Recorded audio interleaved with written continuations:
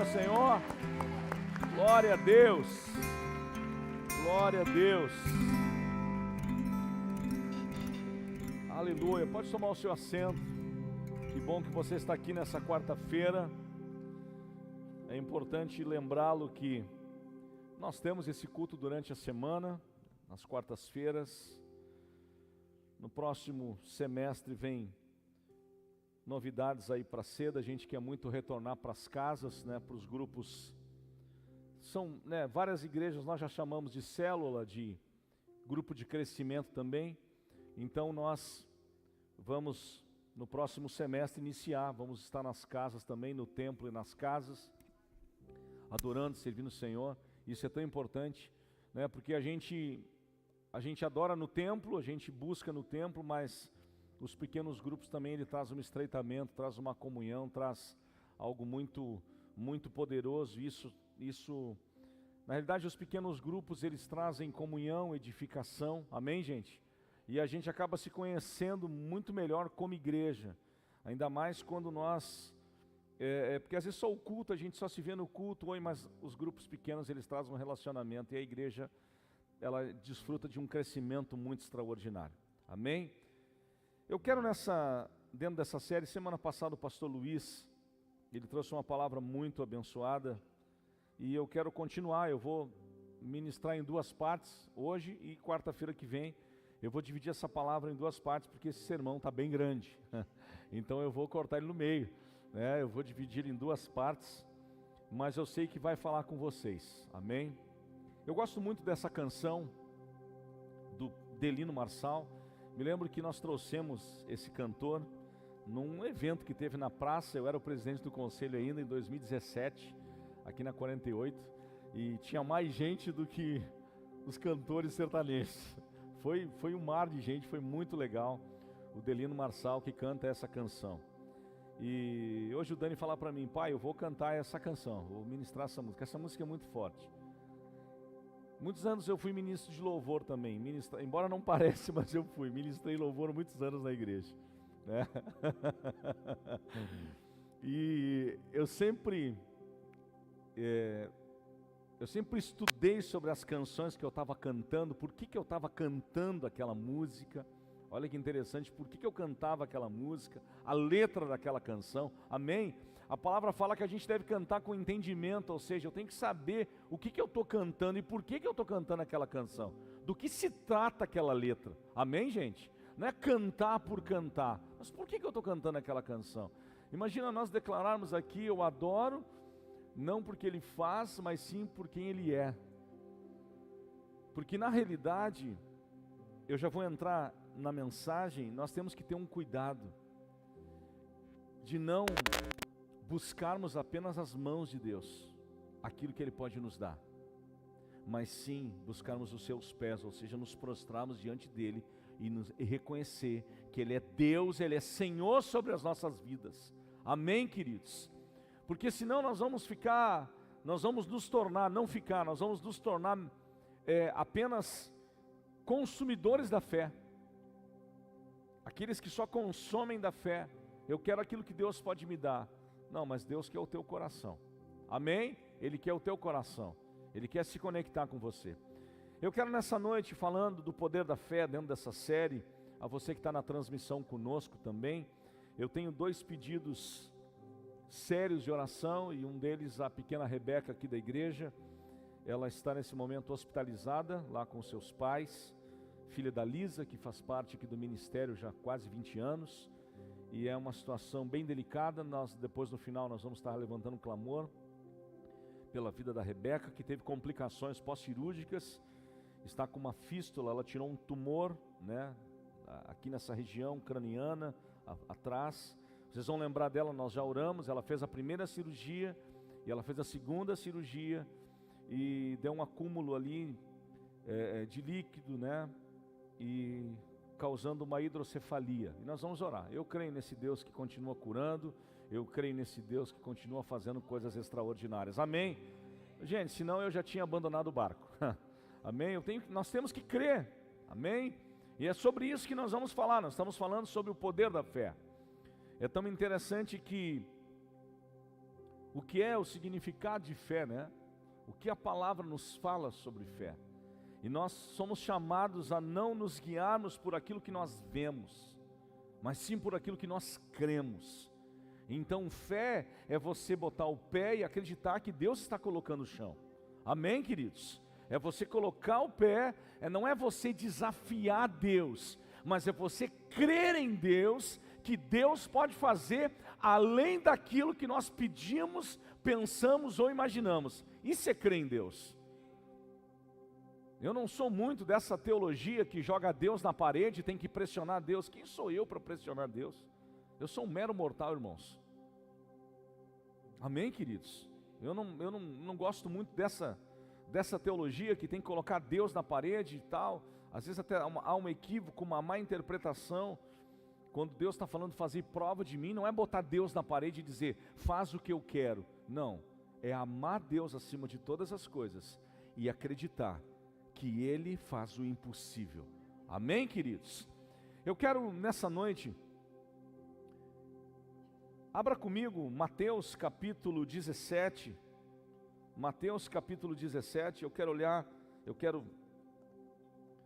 ler com vocês, uma história muito poderosa na Bíblia.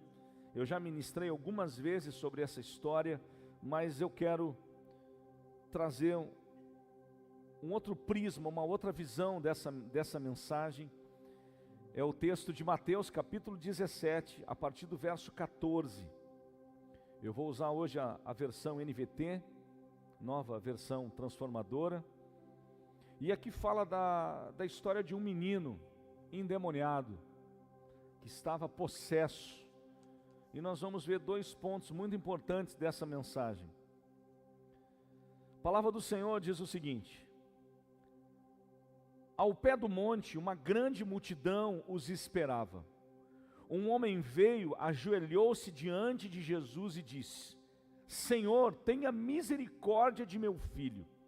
Ele tem convulsões e sofre terrivelmente muitas vezes.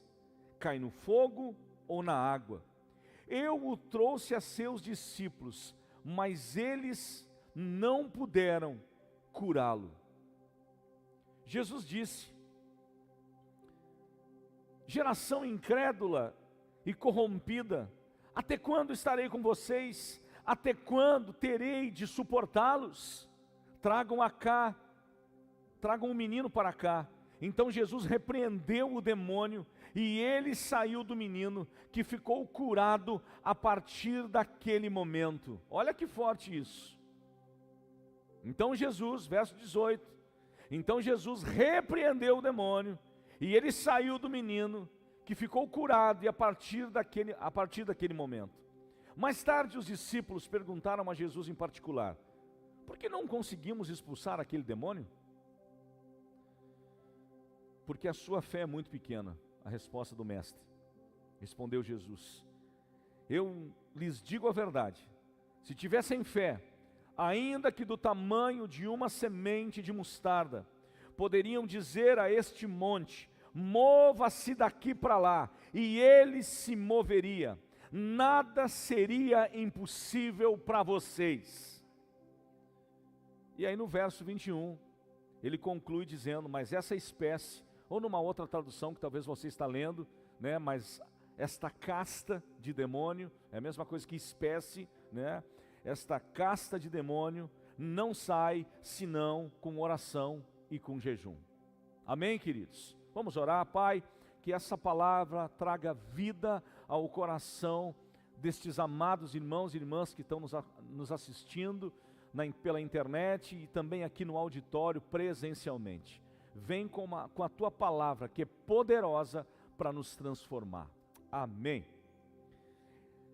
Eu gosto demais desse texto, muito desse texto. E eu estava estudando ele, e eu vou trazer dois pontos. Já preguei muitas vezes, todos esses anos de ministério, eu já preguei inúmeras vezes sobre ele.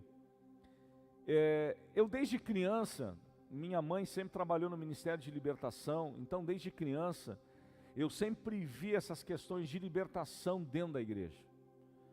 juntamente com a minha mãe, juntamente com o grupo de irmãs, de mulheres, que era uma força motriz da igreja que nós fazíamos parte. Eram mulheres de oração, mulheres cheias de oração.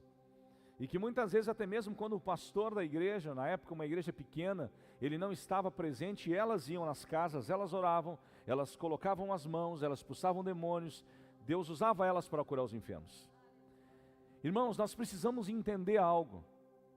Quem expulsa demônio e cura os enfermos não é só pastor, isso é uma cultura errada que foi ensinada para a igreja.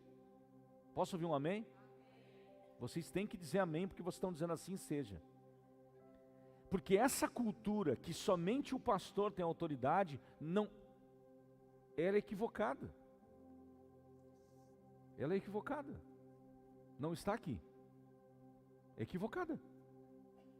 Jesus disse, Mateus capítulo 28, ide por todo o mundo e pregai o evangelho a toda criatura, ensinando-os a guardar todas as coisas, né? Ele fala sobre o batizar em nome do Pai, do Filho e do Espírito Santo, e ensinando a guardar todas as coisas que eu vos tenho ordenado. Mas, infelizmente, eu sei muito bem o que eu estou dizendo, gente. Eu venho de lá cristão, eu cresci dentro da igreja, então eu tenho autoridade para falar isso. Porque eu também, quando eu não tinha experiência e entendimento, eu achava, e sempre respeitei a figura do pastor, fui auxiliar de três pastores, 2 dos pastores que eu fui auxiliar deles, eles eram bispos, eles cuidavam de mais de 20 igrejas, eu tive uma boa experiência com esses homens, na época eu era co-pastor da igreja, e é tão interessante, que eu tinha o maior respeito pelos meus pastores, e eu tinha um entendimento até que eu comecei a estudar muito mais a palavra de Deus, e eu comecei a perceber algumas coisas, até o momento em que eu fui chamado para ir atender um caso muito grave de magia negra e de feitiçaria, em 1996. Era verão de 96, muito quente.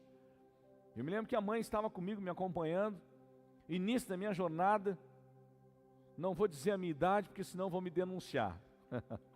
Mas eu me lembro que eu cheguei naquela casa, daquele jovem, eu já contei isso algumas vezes aqui, mas alguns são novos, talvez não escutaram, ou você que está na transmissão conosco. E eu me lembro que eu cheguei numa casa, e eu sempre gostei dessa área. Mas o fato de gostar dessa área não significa que Deus vai usar meia dúzia nessa área. Eu e você. O que a palavra fala? Que eu e você, Jesus disse, em meu nome, somente os pastores expulsarão demônios. Não. Ele falou, em meu nome, vocês curarão os leprosos, ressuscitarão os mortos, expulsarão demônios, falarão novas línguas.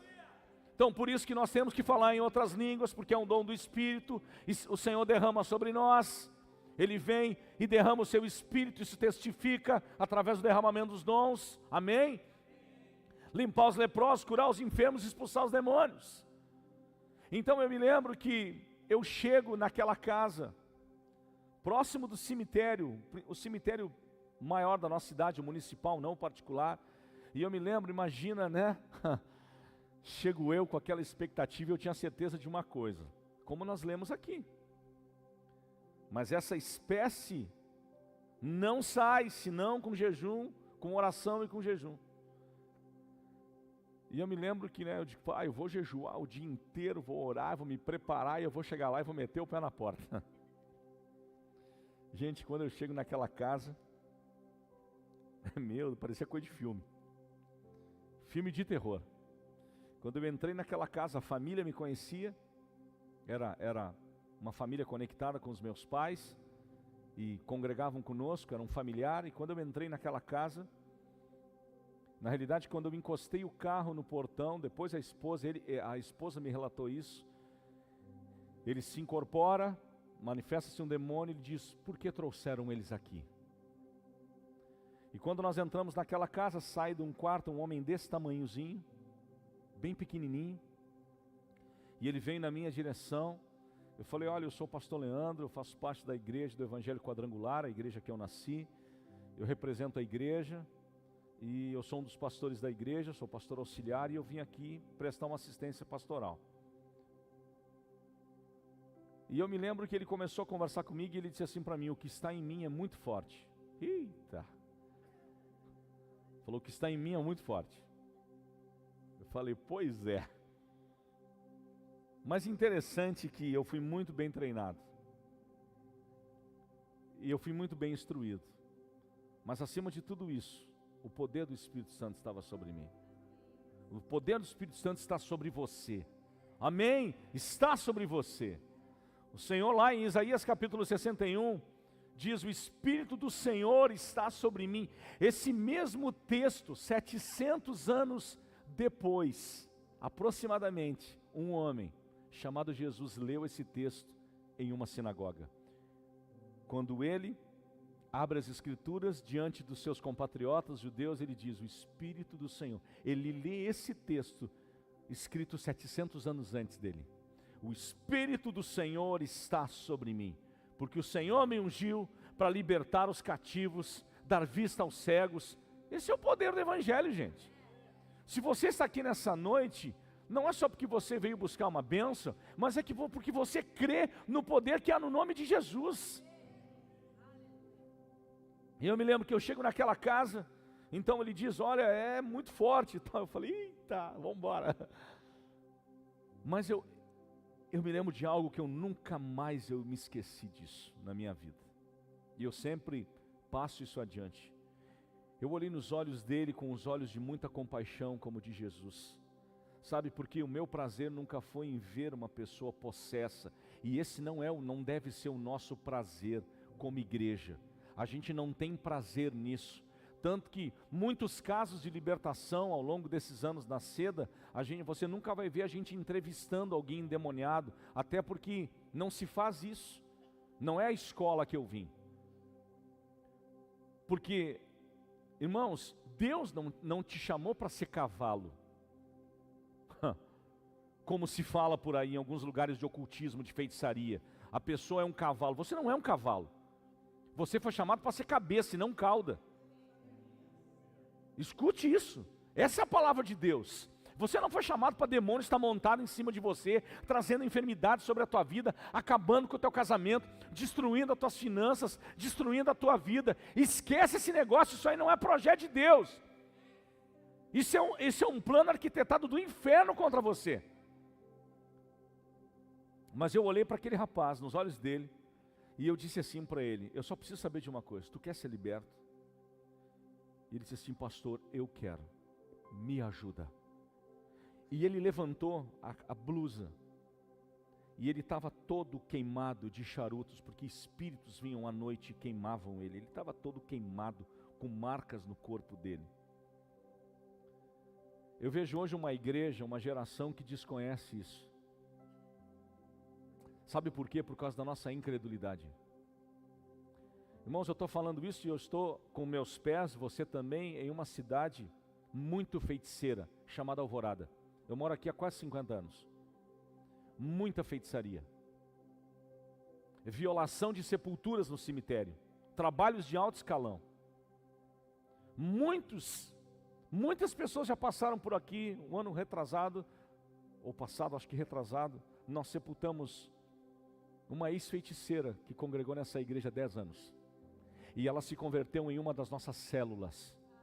Quando nós estávamos nas casas, um dia ela disse: eu quero Jesus, eu não aguento mais essa vida de feitiçaria, 40 anos dentro da feitiçaria. Então se você falar para mim: olha, eu não creio nessas coisas, eu vou ter que dizer para você: sinto muito, eu vou ter que repreender a tua incredulidade. E eu me lembro que nós começamos a orar por aquele jovem. Irmãos, se manifestou uma legião de demônios, mas ele foi liberto, e ele entrou num processo de libertação.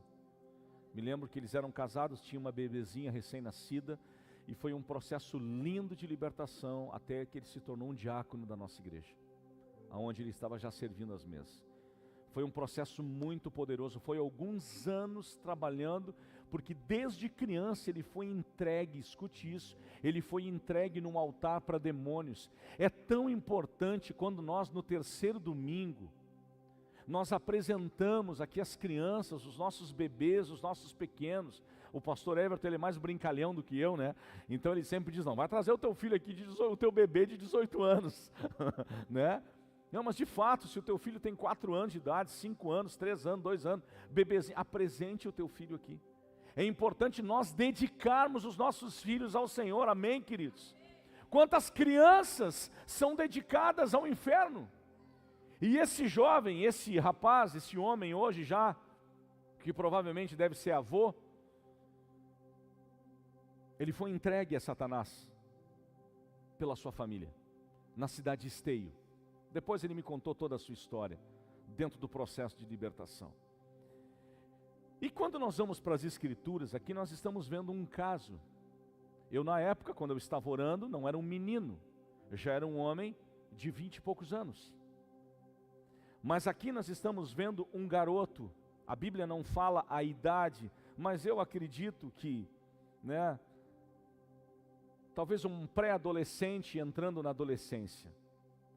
Então imagina, um homem veio, ajoelhou-se diante de Jesus e disse: Senhor, tenha misericórdia do meu filho. Senhor, tenha misericórdia do meu filho. Ele tem convulsões e sofre terrivelmente. Muitas vezes ele cai no fogo e ele cai na água. Olha que demônio é esse. Irmãos, entenda algo que eu quero dizer para vocês nesta noite. Nem toda enfermidade, escute, nem toda enfermidade é demônio. A gente não pode levar a igreja a acreditar nesse viés teológico, que tudo que acontece é demônio. Eu não estou defendendo Satanás, muito pelo contrário, ele já está condenado. O inferno não foi feito para mim e nem para você. A Bíblia diz que o inferno foi feito para Satanás e os seus demônios, que foram os anjos que caíram do céu em rebelião. Mas é interessante nós entendermos o quê?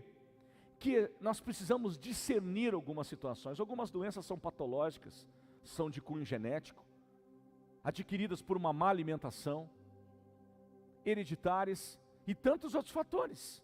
Mas existem enfermidades que elas são ligadas a um espírito de enfermidade. Hoje em dia no Brasil está tão complicado agora, porque não dá nem para falar alguns demônios e entidades que já querem nos processar. Mas alguns demônios que é do folclore brasileiro não fala na Bíblia. Por exemplo, aqui no Brasil, né, vou falar por um código que vocês vão entender. Aqui tem um capiroto aí que se chama pomba. Pomba para mim é que voa, né? Pomba. Vocês sabem onde é que nasceu essa entidade? Isso aqui não diz na Bíblia. Isso nasceu dentro de cabaré, de casas de prostituição. Isso é folclore da cultura brasileira. Aí, por exemplo, pegaram um nome tão abençoado, José, pai de Jesus, e deram ao nome a uma entidade, Zé da Canha, né? Zé Pilintra. Falei, agora escapou. Sabe o que a Bíblia fala sobre isso? Espírito de prostituição, vícios. Um boêmio, era um homem boêmio que recebeu uma entidade demoníaca, que andava pelas ruas nas madrugadas. Hoje eu vejo, já tem alguns adesivos nos carros.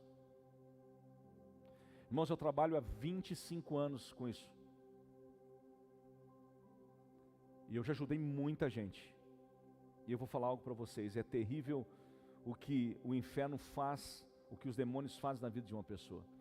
Imagina Jesus recebe esse pai: Senhor, tem misericórdia do meu filho. Ele se joga na água, ele se joga no fogo, ele tem convulsões. Então Jesus, escute, mas ele antes disso ele vai aos discípulos. Irmãos, os discípulos andavam com Jesus. Eles estavam com Jesus.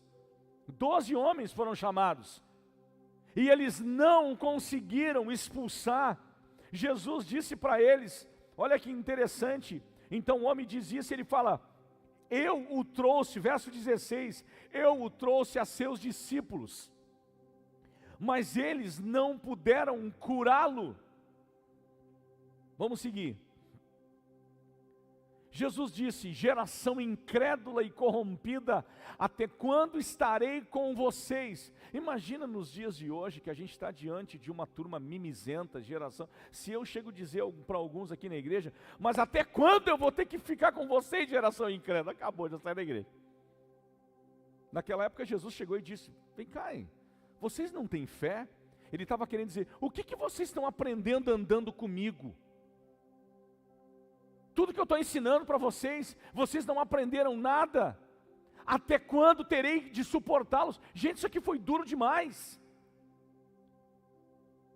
Tragam-me o menino. Então Jesus pega o menino, repreende o demônio sai do corpo do menino, Jesus pega o menino e entrega para o pai. Os discípulos ficaram apavorados: meu Deus. Então os discípulos chegaram e perguntaram: por que nós não conseguimos expulsar? Então ele disse: porque existe espécie, uma casta de demônio que só sai com oração e com jejum. Claro, eu entendo, irmãos, que existem esferas espirituais. Amém, queridos? Eu não vou sair daqui depois do culto e vou desafiar um bruxo aqui na cidade, eu vou dizer: eu vou te desafiar e tal. Olha, Deus não me chamou para ser Elias. Eu não estou debaixo dessa palavra. Mas entenda que nenhuma arma mortífera contra nós causará dano, porque nós cremos no poder de Jesus e no poder da sua palavra. Amém. Quero lembrar vocês que entre as tentações de Jesus, Satanás chegou para ele e disse: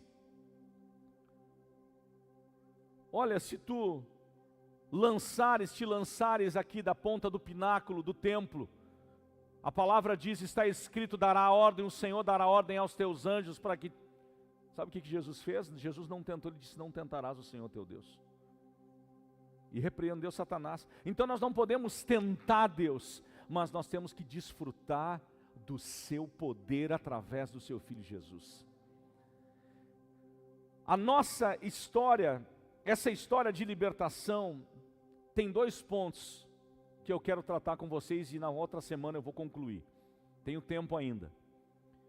Primeiro ponto: a fé dos discípulos que foram chamados por Jesus de geração incrédula. A fé dos discípulos que foi chamado por Jesus, imagina, Mateus, de incrédulos. Jesus chamou eles assim: vocês são incrédulos. A primeiro ponto, a primeira fé dos discípulos, que andavam com Jesus, mas não acreditavam. Gente, eles chegaram e eles recuaram. Eles poderiam ter chegado e metido o pé na porta: nós repreendemos esse demônio em nome de Jesus, a qual nós andamos. Nós andamos com ele, não tem dúvidas que o demônio sairia. Eu acho que eu comentei isso domingo passado. Um dia desses tinha uma postagem, um recorte que está circulando no Instagram, de uma mulher possessa em um culto norte-americano, não é brasileiro. E eu comento nesse post, eu falei: olha, isso não é um teatro, isso é real. E veio um cara e me malhou. O cara: da onde que tu tirou que demônios existem e tal? E não sei o que, porque eu estudei isso e aquilo. Daí eu digo: esse cara deve ter 1 milhão de seguidores. Eu olhei, tinha 200 e pouco. Falei: não. Quem é tu na fila do pão? Pensei. Digo: eu não vou responder, não vou perder tempo em responder esse negócio. Claro que para algumas pessoas isso não existe, mas o mundo espiritual, ele é real, gente. Ele é real. Escute o que eu vou dizer para vocês, enquanto nós estamos aqui orando, e tem algumas igrejas em Alvorada, tem os cultos na quarta, outras tem na terça-feira, na quinta, enfim.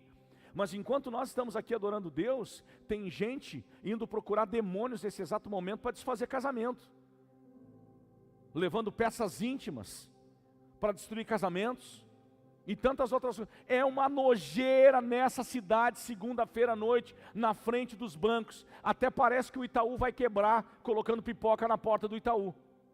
O dono do Itaú deve estar tremendo de medo.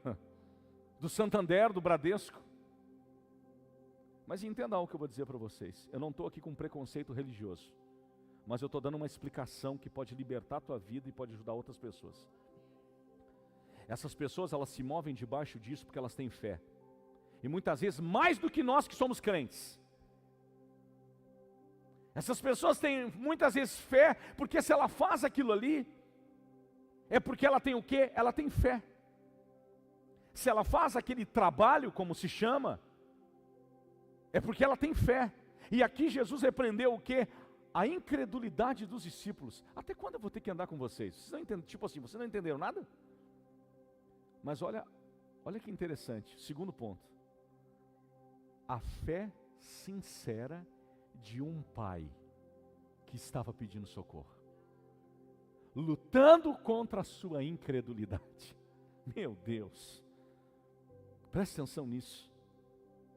Nós temos a fé dos discípulos, a ignorância dos discípulos, e a fé de um pai, com uma fé sincera de um pai que lutava contra a sua incredulidade, mas foi até Jesus. Ah, gente, aí muda de figura. O que Jesus fala no texto? Que tamanho de fé? Uma fé pequena. Pequena. Se tiveres fé como um grão de mostarda, você dirá a esse monte: lança-te daqui para lá. Irmãos, muitos anos eu fiquei em cima desse texto, pensando, estudando na faculdade, no seminário, perguntando para pastores. Eu digo, não vou virar um X-Men de olhar agora para a montanha e vai. Não. Sabe o que está querendo dizer? Não importa o tamanho do teu problema. Se tu tiver uma fé desse tamanho, você vai dizer para aquele problema: em nome de Jesus, sai da minha frente. Eu declaro milagres sobre essa enfermidade. Eu declaro milagres sobre as minhas finanças. Eu declaro milagres sobre o meu casamento. Eu sei o quanto a Lisa, e eu me dirijo a ti, Lisa, eu sei o quanto vocês, tu e o Dudu, estão sofrendo nesse momento com a Rebeca aí no hospital. Eu nunca tive que ver os meus filhos pequenos hospitalizados com a cabeça aberta, uma cirurgia. E eu nem quero passar isso com os meus netos no futuro também não. Mas eu imagino o quão difícil é. Hoje eu vi uma postagem de um pastor amigo meu em Novo Hamburgo. Ele estava aqui no último dia da conferência, ele estava aqui. E ele fez uma postagem, ele estava fazendo uma visita no hospital. E eu até achei que era um familiar dele, e disse assim: se o teu problema é financeiro, ele não é maior que este problema de alguém com enfermidade. O problema é financeiro, podemos pagar com empréstimo, podemos arrumar um dinheiro e pagar. Mas um câncer não é o dinheiro. Quando o pai foi diagnosticado com câncer, e a gente vê um milagre sobre a vida do meu pai, ele, mais fé do que eu, ele disse: eu estou curado. O diagnóstico era tirar o rim, não tiraram o rim. Mais fé do que eu. Mas nós cremos, nós clamamos. Mas eu me lembro que um dia eu falava com a minha cardiologista, ela disse: olha, tratamento particular de câncer, só se tu tem Gerdau no teu sobrenome. Tu tem que ser muito rico. Senão tu morre na fila do SUS. Mas entenda que o Deus que abre portas é o Deus que nós servimos. Irmãos, infelizmente nessa vida nós estamos sujeitos a fatalidades. Acidentes, fatalidades, que não avisam quando vai chegar. E elas nos pegam de surpresa, e elas nos maltratam, elas pisam em nós, elas nos machucam. Como um dia desses eu estava vendo uma família de obreiros, lá na Dutra, em São Paulo, indo para uma viagem, toda a família, pai, papai, mamãe e as duas crianças num acidente de carro. Indo para uma reunião, indo para um culto. Então são situações que a vida nos prega essas peças. Eu tenho aqui na igreja pessoas que já perderam filhos em acidente de moto. Histórias muito tristes. Mas nós também temos histórias de superação, histórias extraordinárias de fé, histórias de milagres. E nós não podemos perder a fé, queridos. Se nós perdemos a fé, olha o que o escritor aos Hebreus diz: ora, sem fé é impossível agradar a Deus. Então, se você quer agradar a Deus, você precisa ter fé. Pastor, eu não tenho a tua fé. Você não precisa ter o tamanho da minha fé. A tua fé pode ser desse tamanho. Ou você pode ter uma fé maior que a minha. Maior que a minha fé. Então me entenda nessa história, esses dois pontos. Qual dessa fé aqui teve resposta? Eu faço essa pergunta para você. A dos discípulos ou a do Pai? A do Pai. A do Pai. Era uma fé sincera. Sincera. Aprendemos muitas lições nessa história. A primeira lição é sobre que tipo de fé precisamos ter para ver Deus agir nas nossas vidas. Pois temos uma falsa ideia de que somente aqueles que têm uma fé inabalável recebem a resposta de Deus. Isso é mentira. Irmãos, imagina, eu posso aqui estar pregando sobre fé e precisando de uma resposta. Mas você sabe o que é isso? É fé. É se mover por fé. Eu posso estar aqui ministrando e posso estar enfermo. Mas eu estou o quê? Colocando o meu pé na certeza que Deus está colocando o chão. A canção que nós cantamos aqui, tremenda. Eu não adoro pelo que Ele faz, mas pelo que Ele é. Haja o que houver, Ele sempre vai ser Deus. Se Ele fizer, Ele é Deus. Se Ele não fizer, é Deus. Nós precisamos entender a soberania de Deus. André e Roberta vai fazer 6 anos, né? A perca da Ana, 6 anos, né? Fez agora em maio, 6 anos. Nós perdemos uma menina no outro prédio, na igreja, 3 aninhos de idade. Sofreu um acidente no interior do estado. Eu me lembro que a minha última ida até Ijuí, eu fiquei 45 minutos dentro da UTI, com uma enfermeira, porque ela é uma enfermeira cristã. Os pais estavam me esperando. 6 horas de carro. Eu e um outro pastor, o pastor estava indo para lá, Deus providenciou tudo na época. O pastor estava indo para lá e olha como Deus faz as coisas, Deus abre as portas. Eu falei, cara, tá indo para onde? Para Ijuí. Eu falei, me leva, eu preciso ir para Ijuí. E eu me lembro que eu fui, e quando eu entrei, me vesti naquela UTI, e eu disse para a enfermeira falou para mim, você é o pastor? Eu falei, sou eu. Eu falei para ela, você tem fé? Ela disse, eu tenho, pastor. Eu falei, então pode ficar comigo. E eu me lembro que eu fiquei do lado da cama. E eu estava com luvas, eu impus as mãos sobre... E eu orei 45 minutos. Senhor, restaura todo o traumatismo craniano. Eu fiz todo tipo de oração que vocês podem imaginar para o meu Deus. Não invoquei nenhum outro Deus. Só Ele. Mas chegou um momento que eu disse, Senhor, seja feita a Tua vontade. Existe a Tua soberania. E aí, meus irmãos, por mais doloroso que seja, Deus sabe de todas as coisas. Existe a suprema vontade de Deus. Mas também, como já orei por pessoas, não orei nem 10 minutos. No UTI, nos aparelhos. E quando eu saía do hospital, a família me avisa, olha, o coração já voltou a bater, começou a reagir. Eu falei, meu Deus! Então nós não sabemos como Deus vai fazer. Amém? Mas Ele é poderoso para fazer. Na verdade, entenda, nós não precisamos ter uma fé inabalável. Sabe por quê? Porque nós somos abalados. Nós precisamos ter uma fé sincera. Que susto, hein, Felipe? Que susto. Nosso irmão estava, enfermo, quase indo praticamente para um quadro de dengue hemorrágica. Nós tivemos pessoas aqui na pandemia, entubadas, aqui na igreja 3 pessoas entubadas. Me lembro que nós orávamos. Teve uma irmã que o marido dela, desesperado, mandava, pastor, ora pela minha esposa, ele militar, ora pela minha esposa, porque ela está quase indo. Ter fé, sabe o que é? É nunca duvidar. Diga comigo, ter fé é nunca duvidar. Porque a gente se balança, a gente é abalado. Então não significa que a gente tenha que ter uma fé inabalável, mas uma fé sincera, que se conecte com Deus e diga, Deus, eu creio no teu milagre. Amém, gente?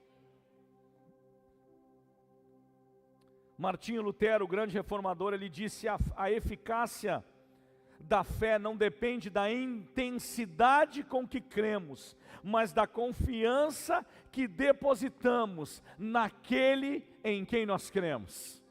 Olha que forte isso, gente. Eu vou ler de novo. A eficácia da fé não depende da intensidade com que cremos, mas da confiança que depositamos naquele em quem cremos. O pastor Luiz contou a história dele, eu sempre gosto de ouvir ele pregar. Ele tem uma história de vida extraordinária, e quando ele falou da história do casamento, a Vasti teve mais fé que ele. Fé é se mover. Fé é se mover. Meu Deus. Lembro-me uma vez, há 20 e poucos anos atrás, nós éramos missionários no interior do estado. E para mim andar em asfalto, eu saía da cidade que eu estava e andava 42 quilômetros na pedra até pegar o asfalto. E eu tinha saído para vir a 280 quilômetros de Porto Alegre, um Chevette ano 81, com R$21 no bolso, era o que eu tinha. Há mais ou menos 23 anos atrás, eu tinha R$21 no bolso, com 2 bebês. Quando eu chego, quando o meu carro ele pega o asfalto, eu escutei um barulho, eu estava com o pneu furado. Tinha 7 furos na câmera. O conserto deu R$14. Eu fiquei com R$7. Porque ele teve que colocar uma câmera nova. O que eu faço com R$7? Eu não tomo café com a minha esposa e com os meus filhos. Eu tinha um longo trajeto, lá dos campos de cima da serra até chegar aqui. E eu me lembro quando eu peguei a RS 20 de Cambará do Sul até chegar aqui. Eu falei: Senhor, eu coloco nas tuas mãos a minha vida, da Roberta e dos nossos filhos. Naquela época a Isabel era só um projeto de Deus. Não era nosso, mas era de Deus. E eu falei: eu preciso chegar e nada pode acontecer com esse carro. Nada. Nada. Eu só tenho R$7 e tu, Senhor. Irmãos, escute algo. Mas antes de sair de casa, eu tinha levado um cartão da poupança que nunca teve nada nessa poupança da Caixa Federal. E antes de eu sair de casa e pegar a estrada, eu senti algo.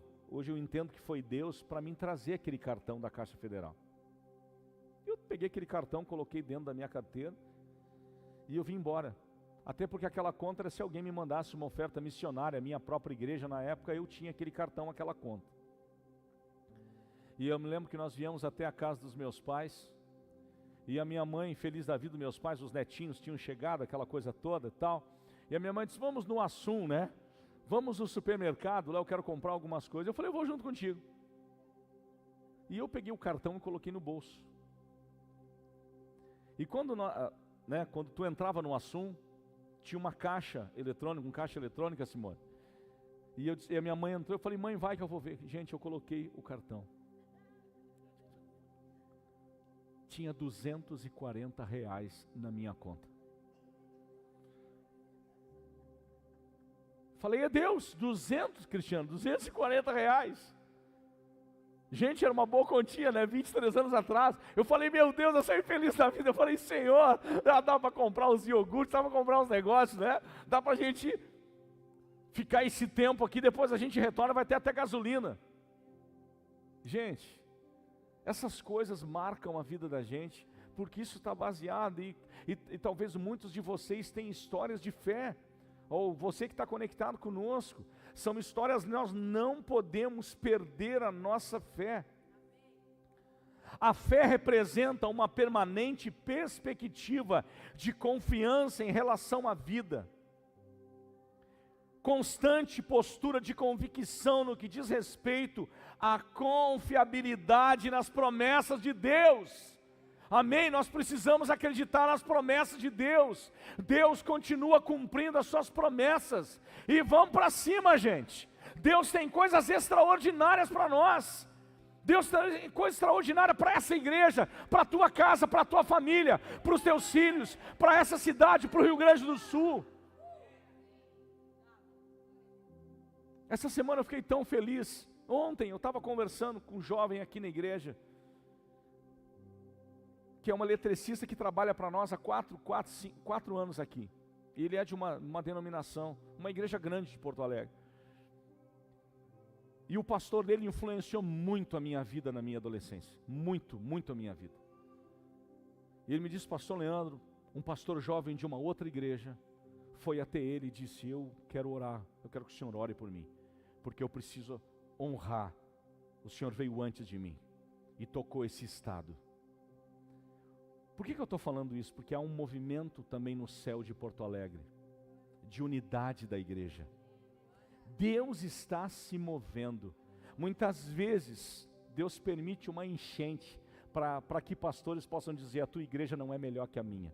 Nós somos irmãos.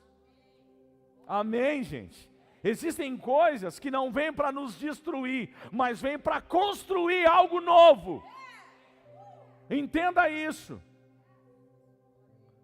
Existem coisas que não vêm para destruir, vêm para construir algo novo. Deus precisa abalar para levantar o inabalável. Eu estou na reta final. Jesus disse em Marcos 9:23, que é o mesmo texto do menino. Tem em Marcos e Mateus, ele diz: tudo é possível ao que crê. Aquele pai, ele sai feliz. Eu imagino o coração daquele pai, feliz da vida com o seu filho, que estava possesso. E de repente sai liberto. Amém, queridos? Sai liberto. Eu queria que nesse momento você se colocasse em pé. A segunda parte eu concluo na próxima quarta-feira, então não falte na próxima quarta-feira, porque eu estou bem empolgado. Amém? E nós vamos, nesse momento, cantar essa canção novamente. E nós vamos levantar um clamor nessa noite.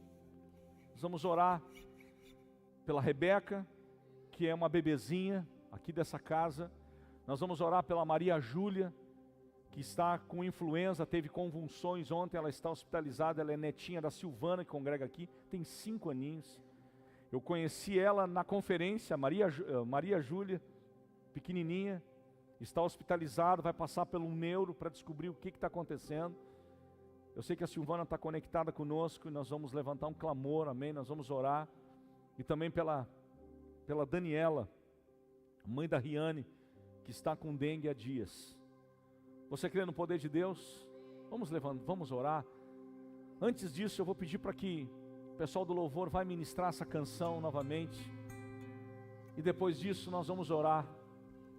E se você tem um pedido em especial e você quiser vir aqui à frente, nós pastores vamos impor as mãos sobre você. Você pode vir aqui. Talvez você está com alguma enfermidade, ou você tem algum pedido especial, até por um familiar. Talvez você está com um familiar enfermo e eu não sei, um amigo, um parente, alguém próximo de você, e você precisa de oração. Nós podemos impor as mãos sobre você. Se você quiser, você tem essa liberdade. Fique aqui na frente, aguarde. Depois nós vamos estar orando por você.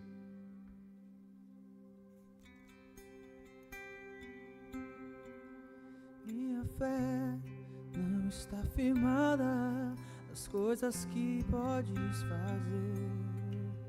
Eu aprendi a te adorar pelo que é. Dele veio sim o amém, somente dele, mais ninguém. A Deus seja o louvor. Minha fé não está firmada nas coisas que podes fazer. Eu aprendi a te adorar pelo que é.